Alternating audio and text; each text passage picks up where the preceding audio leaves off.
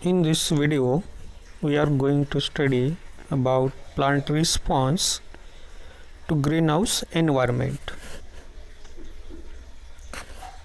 So what is plant response to greenhouse environment?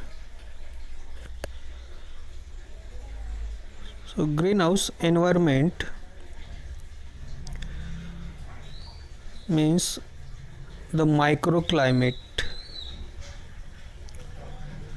The microclimate of a crop comprises of light, temperature, air composition and root media.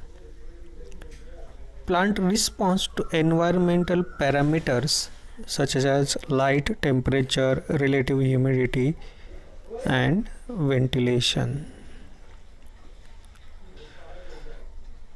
So this is the greenhouse, and inside the greenhouse environment depends on temperature.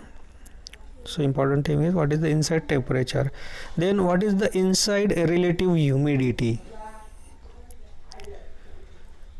then how much amount of sunlight is coming in greenhouse, then soil moisture inside the greenhouse, what is the soil moisture, and air composition factor is CO2 is important factor. So these factors comprise of greenhouse environment. Okay, so these factors decides the microclimate of greenhouse: temperature, humidity, sunlight, soil moisture and CO2 in air.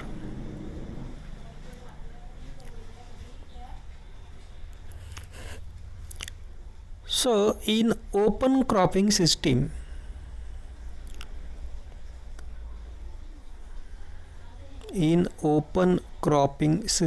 only root media can be manipulated. काय होतंय, उघड्या शेतामध्ये फक्त आपण जे आहे route media म्हणजे soil आपण मॅनिप्युलेट करू शकतो. कारण उघड आहे की आपण ते एन्व्हायरमेंट वरती आपला डायरेक्ट कंट्रोल नसतोय, कारण environment is affected by whole earth factor, solar radiations etcetera. So that are beyond the control of human being outside the greenhouse. So that's why we say in open cropping system only root media can be manipulated. But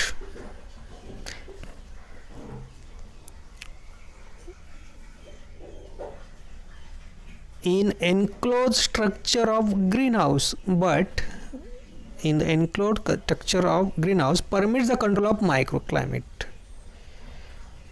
तर काय होतंय, ग्रीनहाऊसच्या आतमध्ये जे आहे ते तुम्ही मायक्रोक्लायमेट control करू शकता. का करू शकता control? Because it is a enclose structure, पूर्णपणे बंदिस्त स्वरूपाचं असल्यामुळे हे जे मायक्रोक्लायमेट आहे, मग मायक्रोक्लायमेटमध्ये काय तुम्ही कंट्रोल करू शकता ग्रीनहाऊसमध्ये. So you can control temperature, you can control humidity, you can control amount of sunlight, you can control soil moisture, you can control CO2. And if you can control these 5 factors, you can control microclimate of greenhouse or microclimate of the crop. The plant response to the environment such as light, temperature, humidity. Now we are going to see in detail what is the effect of light on greenhouse or plant response. So photosynthesis reaction can be represented by, so you can look, photosynthesis reaction is shown here. 6 CO2 plus 6 H2O gives 6 H12O6 plus 6 O2, and this reaction happens in presence of chlorophyll plus energy. So energy is required and also chlorophyll is required. If they are present, then this reaction happens, and so in presence of solar energy is important, as well as for photosynthesis chlorophyll is important. So above reaction, what indicates the above reaction? The above reaction indicates that the light energy required to carbon dioxide and water to carbohydrates तर यामध्ये काय ते समजतं आपल्याला की light एनर्जीची गरज आहे, सोलर एनर्जीची गरज आहे. कशासाठी? कार्बन डायऑक्साईड आणि पाण्यापासून आपल्याला कार्बोहायड्रेटचं निर्मिती होण्यासाठी. तर आपल्याला वरील रिॲक्शन असे सांगते की कार्बन डायऑक्साईड आणि पाण्यापासून कार्बोहायड्रेट तयार होण्यासाठी आपल्याला सूर्यप्रकाश आणि क्लोरोफिलची आवश्यकता असते. Carbohydrate is responsible for plant growth and reproduction. तर वनस्पतींमध्ये जी झाडाची वाढ आहे ती mostly depends on carbohydrate. The available fertiliser elements water, carbon dioxide, light, temperature govern the rate of photosynthesis. हा जो रिॲक्शनचा फोटोसिंथेसिस होण्याचा जो दर आहे त्यावरती कोणाचं नियंत्रण असतं? अप्रत्यक्षरित्या, प्रत्यक्षरित्या पाणी किती आहे, कार्बन डायऑक्साईड किती आहे, सूर्यप्रकाश किती आहे, टेम्परेचर किती आहे, हे घटकांवरती जर तुम्ही नियंत्रण करू शकला तर you can control the photosynthesis. आणि इनसाइड द ग्रीन हाऊस जर तुम्ही हे फॅक्टर तुम्ही कंट्रोल करू शकला तर you can control the photosynthesis process. That means you can control the amount of carbohydrate production. That means you can control the plant growth and reproductions of the plant. And by that way, that is the useful thing inside the greenhouse. Okay. The light energy plays a major role for the conversion of carbon dioxide to carbohydrate. Now, as we have seen, light energy is must, because without it this reaction is not possible.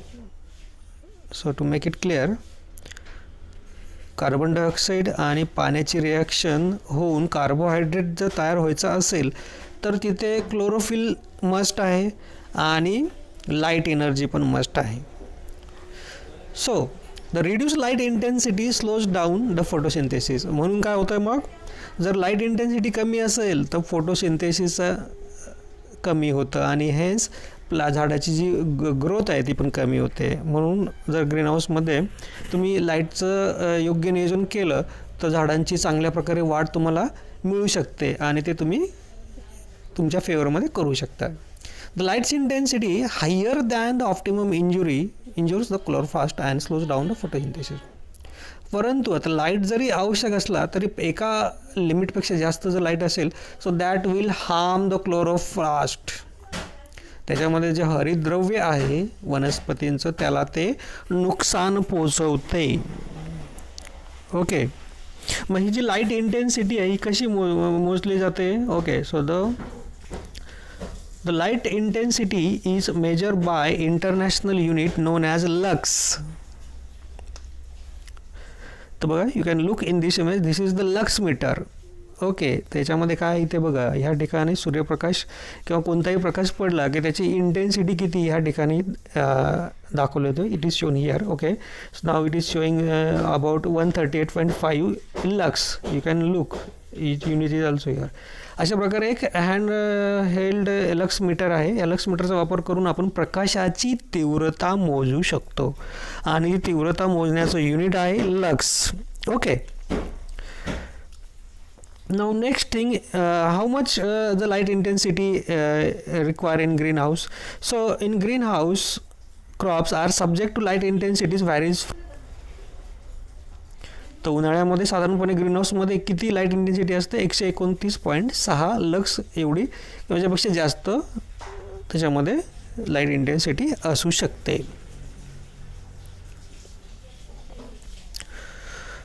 And 3.2 किलोलक्स आणि कमीत कमी किती असू शकते? 3.2 किलोलक्स on cloudy days. जर ढगाळ वातावरण असेल तर जे तीव्रता आहे ह्या लक्स मीटरनं मोजली असता आपल्याला ती 3.2 किलोलक्स अशी भेटू शकते ढगाळ वातावरणामध्ये. And for most crops neither condition is ideal. मग त्याच्यामध्ये आपला प्रश्न असा पडतो की कोणते प्रकाशाची इंटेन्सिटी ही आदर्श असेल तर अशी कोणतीही परिस्थिती नाही. Many crops become light saturated. In other words, photosynthesis does not increase at the light intensity is higher than 32.3 kilolux.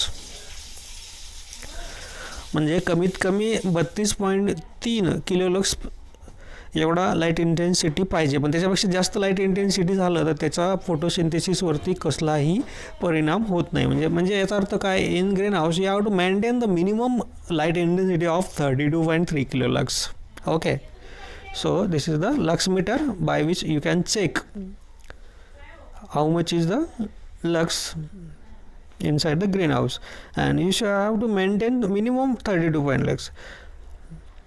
Rose and carnation plants will grow well under the full summer light intensities. आता याच्यामध्ये जे गुलाब आणि काही कार्नेशनचे जे रोपं असतात, झाडं असतात, ते पूर्ण उन्हाळ्यामध्ये सुद्धा म्हणजे 129 पूर्णांक जो लक्स आहे त्यामध्ये सुद्धा चांगल्या प्रकारे ग्रो करतात. Thus it is apparent that light intensity requirement of photosynthesis vary considerably from crop to crop. यामध्ये होतं काय, प्रत्येक वनस्पती ते वनस्पतीलाची रिक्वायरमेंट वेगवेगळी असते लाईट इंटेन्सिटीची, आणि इज क्लासिफाईड लाईट इंटेन्सिटीची जी गरज आहे ती वेगवेगळी असते. त्यामुळे आपण असं एक आदर्श म्हणू शकत नाही की एवढंच पाहिजे, but we can measure the light intensity and we can control the light intensity as it is requirement of the crop और as per the requirement of the crop. मग हा जो लाईट आहे तो कसा केला जातो, light is the classified according to the wavelength in nanometre.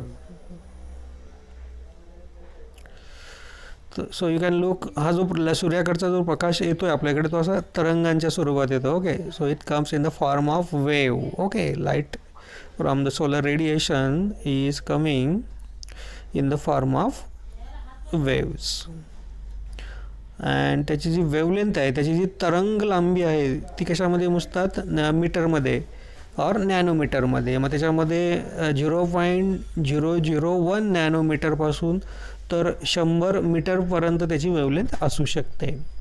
मग ह्या तरंग लांबीचा जो प्रकाश सूर्याकडून येतो याच्यातला जो युजफुल पार्ट आहे that is the visible light, आणि व्हिजिबल लाईटची तरंग लांबी किती असते, so you can look here 400 nanometre to 700 nanometer. It is the visible light. So nanometer to 700 nanometer is visible light. Okay, सूर्यप्रकाशाचा जो तरंग येतात ते सगळेच तरंग आपल्याला उपयोगाचे नसतात. आपल्याला युजफुल जे आहेत ते आहेत फक्त 400 nanometre to 700 nanometre. Okay, so glass screens are opaque to most UV light. So what is UV light? UV light means the light having the wavelength less than 400 nanometre. 400 नॅनोमीटरपेक्षा ज्याची तरंग लांबी कमी आहे, म्हणजे हा जो तरंग लांबीचा जो सूर्यप्रकाश आहे हा काचेमधनं गाळला जातो, फिल्टर केला जातो, आणि त्याचा जास्त काही झाडांना उपयोग नसतो. Okay, so visible light and white light have wavelength of 400 to 700 nanometre. So as we have seen in this image, the visible light having the wavelength 400 nanometre to 700 nanometre. Then far red light affect the plants besides causing photosynthesis. आता याच्यामध्ये lights ज्याचं wavelength more than 700 nanometre आहे, त्याची तरंग लांबी 700 नॅनोमीटरपेक्षा जास्त आहे, अशा लाईटचा सुद्धा फोटोसिंथेसिससाठी उपयोग होत नाही, but it will affect the plant. Okay, so it is the primarily visible spectrum of the light that is the in photosynthesis. मग आपल्याला फोटोसिंथेसिसमध्ये जो उपयोगी लाईट आहे तो कोणता आहे, व्हिजिबल लाईट आहे. दॅट इज द 400 नॅनोमीटर ते 700 नॅनोमीटरचा लाईट आपल्याला युजफुल आहे.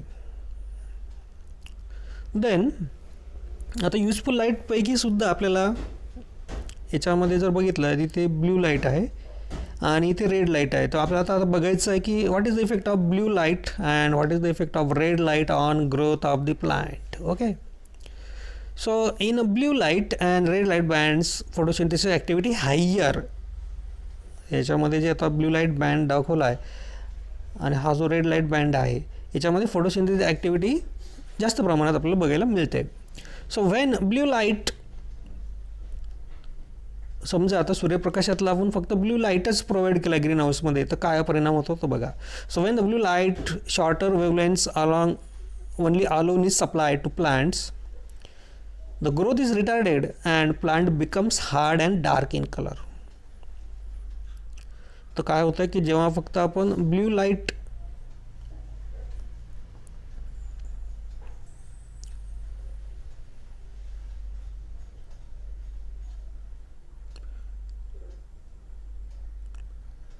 when only blue light alone is supplied, then what happens, plant becomes hard and dark in color. त्याच्या कलरमध्ये डार्कनेस येतो आणि ते प्लांट हार्ड होतं. त्या विरुद्ध जर आपण फक्त रेड लाईटच जर तिथे प्रोव्हाइड केला तर काय होईल, when we only red lights, then what happen,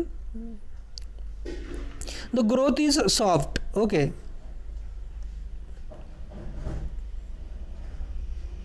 growth is soft and internodes are long and resulting in tall plants. So in short, the effect of blue light and red light, visible light of all wavelength is readily utilized in photosynthesis. मग photosynthesis मध्ये आपल्याला कोणता light वापरला जातो, तो visible लाईटचे सगळे wavelength वापरले जातात in photosynthesis. Okay. Now, important questions on this topic. What is the effect of light on plant in greenhouse? So you have to write in detail. Then question number 2, what is the microclimate of greenhouse? So what is the microclimate?